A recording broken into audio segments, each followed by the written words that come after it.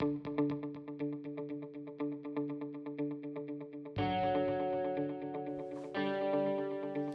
folks. It's Matt with Hip Dad Radio, Chicago's Meat and Potatoes. Back with another episode here. I'm talking about a new album by a legacy act that everyone loves, knows, and loves. It's the Rolling Stones with their new album, Hackney Diamonds. Their first album the first album of new material since 2005's Bigger Bang. So it's been a long time coming. I'm a big Rolling Stones fan myself. I've been a fan since I was in high school, probably like 2010. One of the first bands I really got into, and I've just been a big fan ever since. You know, I think the Rolling Stones, what's so great about them is their consistency in their output. You know, they're not always amazing albums, but they're always at least solid and have at least a couple good songs on them. Especially, you know, in their early run through Tattoo You, right? Just great songs. But so this new album came out, and I was so excited about it because it's the first new album to come out since I've been a fan, which is kind of crazy to think about because, like, you know, I've been a fan my whole life, it feels like. So this is the first album where Charlie Watts has not been fully a part of the recording. We lost Charlie, sadly, in 2021. But the Stones, of course, trail on because that's what Charlie would have wanted. So Charlie's on 2 songs on this album. It's Mess It Up and Live by the Sword. Lucky for us, though, when Charlie was in the hospital, he was able to tell Ronnie Wood that, you know, for the next tour, if there's a guy who's got to sit in my place, it's Steve Jordan. And Steve Jordan's the man. And so he plays on the rest of the tracks on here. And he's been good friends with the Rolling Stones for a long time. He played with Keith and the Winos. And just a great player, honestly. Yeah, but what everyone's thinking about is these guys are old now, right? Mick Jagger's 80 years old. Keith is like 79, almost 80. So they're getting up there. But I think the main thing to keep in mind is the fact that they can still put out a quality record like this is huge. I mean, it just shows that they're fully committed into this thing. And even though it's been like 15 years since their last album, they can still come out swinging. So this album, I mean, as it's 2023 right now, a lot of people are obviously comparing it to the other more recent Rolling Stone releases, for probably like Voodoo Lounge, Bridges to Babylon, and Bigger Bang. So it's kind of more of a question is where does it fit in this later realm of the Rolling Stones? And I think it fits pretty well. I think it's a good album. It's a lot shorter than past Rolling Stones albums in that later period, like Voodoo Lounge and Bridges to Babylon were in the CD era. So there were a lot of just really long albums around that time. And I think that kind of hurt Voodoo Lounge and Bridges to Babylon. I think if they shortened those up, they would have been a lot more solid albums. But they made a pretty concise album here. I think it's like 40 minutes, 50 minutes. And they're all solid tunes, really. But the song itself, Angry, I like it. It's exactly what you kind of think it's going to be. It sounds like the Rolling Stones. Mick's voice is just sounding great. It's high energy. It's got a classic riff, and it's good. I don't think it's like going to blow anyone's mind, really. So I was listening to that song. I was like, okay, it's a good song. I'm down with it. I'm happy it's out. And then a couple weeks go by, and they released a second single, Sweet Sounds of Heaven, with Lady Gaga. And it's the second to last track on here. And when I first heard it, I was like, yes, this is the Rolling Stones that I love to hear. It's that kind of Tattoo You, kind of soulish energy that they bring. They don't bring it out all the time, but when they do that, they do it right. They just do it so well. And I think Lady Gaga kills it on the track, honestly.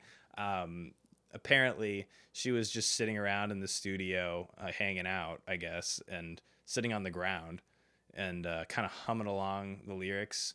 And then Mick Jagger, in classic Mick Jagger fashion, just says, "Hey, don't just sit there and hum it. Stand up and sing it." And she's on the track. So it's just funny to think that was happening somewhere in the world. And there's another guest star on that track too, Stevie Wonder, legend, obviously. So that's the other thing. There's just so many guest stars on this album, which is so not the Rolling Stones, because like they don't usually have guest stars on their albums. So that's what's very different and unique about Hackney Diamonds, and I think it's great. They got this new producer, Andrew Watt. He's kind of been known for helping out legacy acts, putting out new albums and kind of modernizing them. I'm not a huge fan of that whole idea. you know, I, you know, modern sounding legacy acts, sometimes it's like nails on the chalkboard, right? I'm not a huge fan of the production on this album, but it is modern and it works enough, I think. I think it could have been way worse. Mick Jagger in general sounds great on the album. He is one of the most consistent, great vocalists I think ever, really, and frontmen ever. And in his 80s, he can still freaking sing like crazy. And I think on this album is like the first time on a Stones album where you can kind of tell there's some fooling or like messing with his vocals a little bit. You can kind of hear something's getting adjusted there a little bit, but not too much. And which I'm happy about. I would have liked none, but that's okay. You know what? He's 80 years old. It's okay. But yeah, there's other amazing guest stars on this. You got Sir Elton John on this, and you got Sir Paul McCartney, legends. I think Andrew Watt must have been working with these guys in some capacity. I'm not quite sure. Let me know if you know in the comments. But I think one day, he said, "Oh, Paul was supposed to be in the studio this day. I gotta work with him." And the Stones are like, "Why don't you just have him come over and join the band for a day at our studio?" And they just cut the "Bite My Head Off" track, which is a pretty cool song. It's people are saying it's the punk song on the album. I wouldn't really say it's a punk song. I think it's a high energy rock song. I guess it has punk lyrics, I guess, energy, themes, but I don't know. I wouldn't really say it's a punk song, but I think it's okay. I don't think it's the best song on the album, but Paul plays this like fuzz bass and it adds a really unique sound to it. And Jagger at one point says, "Come on, Paul, give me something," and nothing really happens. But he kind of just keeps on playing the fuzz, and Ronnie plays a sick guitar solo. There's a sick guitar solo on Bite My Head Off. It's probably the best guitar solo on the album, if you ask me. Okay, so I talked about Angry already. Get Close. I really like Get Close. It's up there for one of my favorite songs on here. It's just simple and an easy listen, really. And Jagger sounds great on this song. It definitely has Keith elements of the songwriting and where it goes in the song. And it has a great sax solo, kind of. It's a very Stones kind of solo on it, and it's wonderful, really. It's just solid. All right, next up we got Depending on You, which I thought it felt a little cheesy to me. I don't know. It's an okay song. The lyrics are pretty good. I mean, it kind of talks about being too young to die but too old to lose, and just relying on somebody, and it's good lyrically. I don't know. It kind of makes me feel like I'm listening to like a Disney song. I feel like the song could be in like a Disney movie or something, and it's a little like, okay, here we go.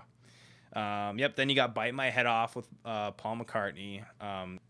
And then you got "Whole Wide World," which I don't know. I have mixed feelings about it. I really like the riff on the song, like the way it starts. But I don't know. Mix like delivery of the lines, like this English accent. It's very English, the way he delivers it, and I think it sounds weird. He's like, "The dirty streets of London. It never promised much," and it's just like the one time in the album where I get really like, ooh, this is cringy. Like, it's in that bridge right there. The bridge almost, that's the worst part. I don't know. If you like it, you like it. Good for you. Next up, we got "Dreamy Skies," which I'm a big fan of "Dreamy Skies." I think I just like the sound of "Dreamy Skies." It has that Exile on Main Street kind of Beggar's Banquet, that kind of country rock, the slide guitar that Ronnie Wood plays. And it sounds like this is the Rolling Stones. And when you hear it, you're just like, awesome. It's not going to blow your mind, but I think it's a solid one on the album. All right, going to side B. First song on side B is "Mess It Up." So "Mess It Up," I think, is my favorite song on the album. Maybe. I think this song should have been the lead single for the album.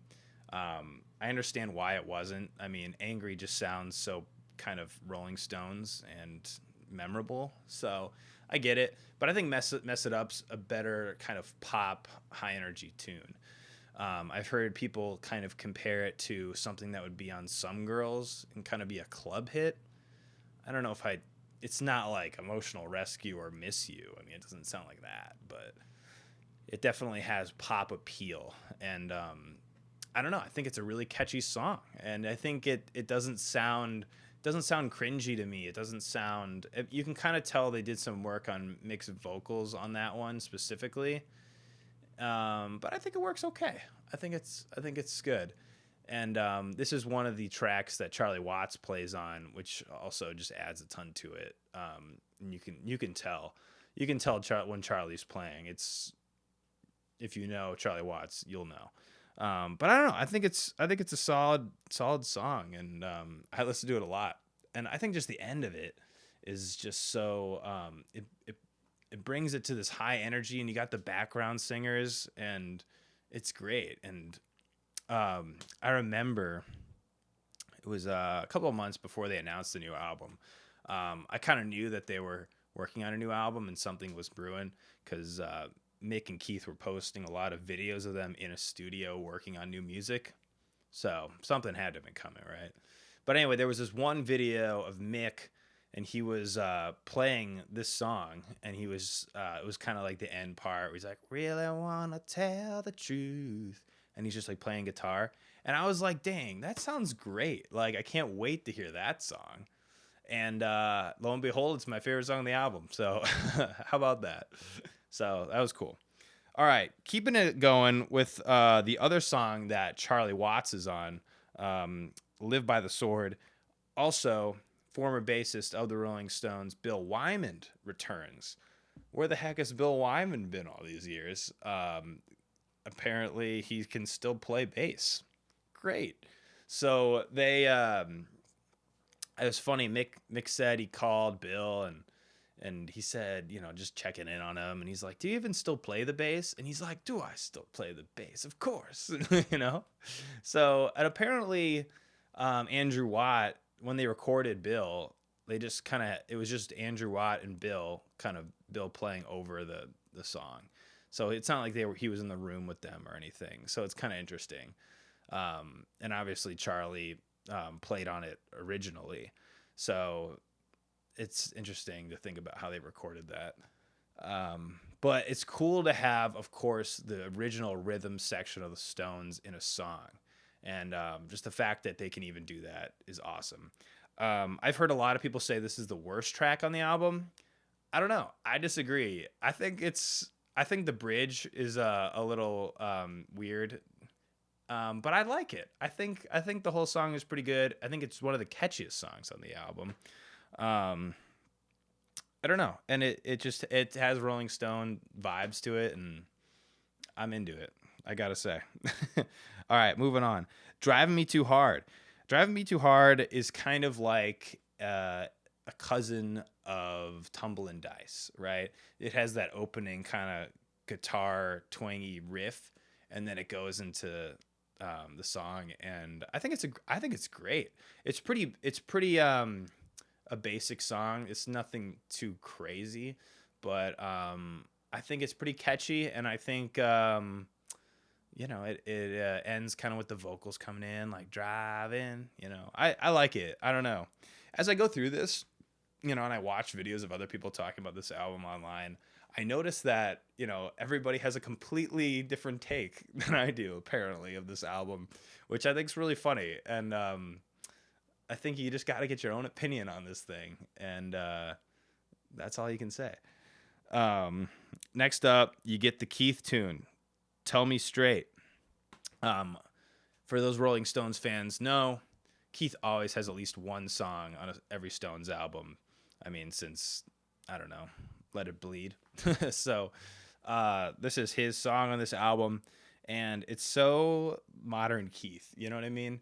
Like, long are long gone are the days of when Keith would, do high energy rock songs where he sang. But this one, especially nowadays, he does a lot of kind of more ballads, and I think it fits him well. I think he knows that, and he obviously has been playing a lot of music, so he knows. But this fits right into his modern style of singing.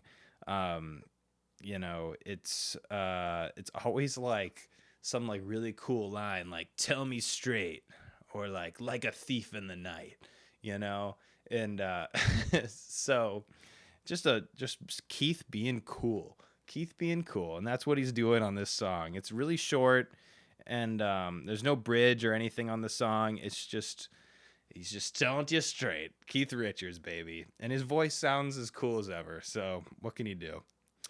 All right, next up, you got "Sweet Sounds of Heaven," which I kind of talked about earlier. It's a great tune. I think it's they always have to have a really big epic tune. Kind of like a "You Can't Always Get What You Want" kind of song, or like a "Shine a Light." And I'm glad they chose a song like this to end the album on. And it sounds epic. It's a long, like 8-minute long song, and it's just a powerful tune. It's up there with my favorite songs on the album. I mean, how can it not? It sounds great. And woo! All right, last song, "Rolling Stone Blues." So I think it was like 2016, for the Rolling Stones fans out there. They put out an album of cover songs of blues songs, right? I think they were just kind of getting warmed back up, and they were like playing all these blues songs, and they were like, let's just record a whole blues album of covers. It's called Blue and Lonesome. Solid album. It's good. I just never listened to it. But this kind of fits along in that vein. And the Rolling Stone Blues, Muddy Waters song, and it actually is the song that the Rolling Stones are named after, which is a cool bit of history. And it goes back to the beginning, which is something beautiful about that, right? And it's really good. It's just Keith and Mick just playing. Keith's playing great blues guitar, classic kind of playing, and you got Mick just singing like a total blues man. And the way he plays the harmonica, he's amazing at playing harmonica, and he just does it so perfectly. They just play that character super well. And I think that this song, like, it fits so much better in this circumstance than it does, I think, of just a blues album. I'm glad they put out Blue and Lonesome, but I think I think this fits really well on this album, and I really like how they ended it here.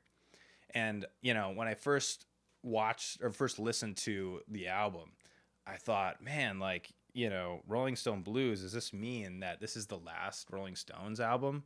Because it makes you think, end where you began, kind of a thing. And it's funny, Keith and Mick and Ronnie, they're talking on all these talk shows and stuff, and people keep asking them, "Is this the last one?" Of course. And Mick's like, "No, we recorded so much music, like we're probably about 2/3 of the way done with our next album." It's like, what? It's like, great. Put it out, man. Hey, you know what? As long as the Rolling Stones are sounding this good, I'm happy. Just kind of some final thoughts.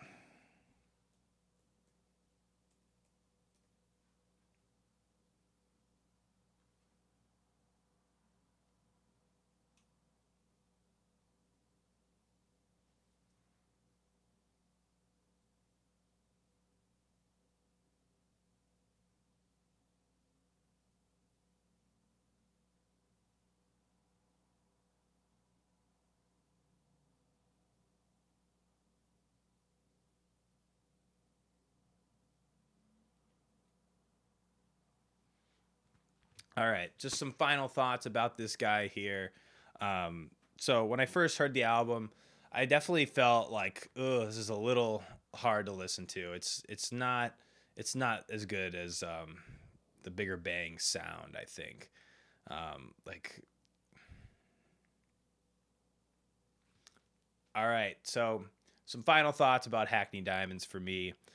When I first heard the album, I was a bit torn on how I felt about it. It definitely has modern production elements to it that I'm not a huge fan of. You can tell they kind of messed with some things, and it didn't feel as raw and energetic as a Bigger Bang did, and that's kind of why I like the Bigger Bang. But I think it grew on me. I think the song writing is solid. I think lyrically, Mick is not on top of his game. I think there are some low parts, but I think there are still some. He does do a great job in certain songs, like and that's okay. I still think there's some really good high moments on this, and I there's another thing I kept thinking is where is the classic Keith Richards stadium rock guitar riffs, and it was weird because you're used to him playing like a Rough Justice from Bigger Bang, or You Got Me Rockin' Now from Voodoo Lounge, still in the later periods, but still has that stadium rock classic sound that he has, and it's definitely missing a little bit on this album. And I was like, what's up with that? And I'm like, is that because I know he's suffering from a little bit of arthritis on his hands, and he's like 80 years old. I mean, but I heard he's just kind of has to adjust his playing. He's not can't play guitar, but I don't know if that has to do with it. But, the more I thought about it, Keith is still very much on this album, and the songwriting and where the songs go is just very Stones, and you know it. You know what I mean? Ronnie Wood kills it on this album. Some of the guitar solos that he does are great. Bite My Head Off, awesome. You can just tell he's still killing it on guitar. But a lot of people are kind of comparing it to, it's the big question. So the big question. I'm afraid I can't do that. So the big question everyone's asking is this album the best album since Tattoo You? In my opinion, no. And it's a pretty clear no to me. I think there's way better albums than this that came out since then. Do I think it's the worst one since then? No. It fits in there. It fits. It's where it is. It's in its own era of the Rolling Stones. And some people who say it's as good as the classic Stones, like Some Girls or Goat's Head Soup, Beggar's Banquet stuff. No, you're crazy. I think you're crazy if you think that. But hey, everyone's got to have their own opinion, man. I think the fact that they put out an album that's this good in quality just shows how great the Stones are, and they can still rock. I think if they're still rocking and putting anything even close to as good as this, they should keep doing it until they drop, man. And that's the Rolling Stones for you. They're going to keep doing it till they drop. So that's all I got to say about the album. I'd love to hear your thoughts in the comments. This is the first time me doing this thing where I just sit here and talk about an album. I don't know. Maybe it's kind of weird. I don't know. Hopefully I'll get better at it. But let me know what album I should talk about next. I'll see you later. Peace out.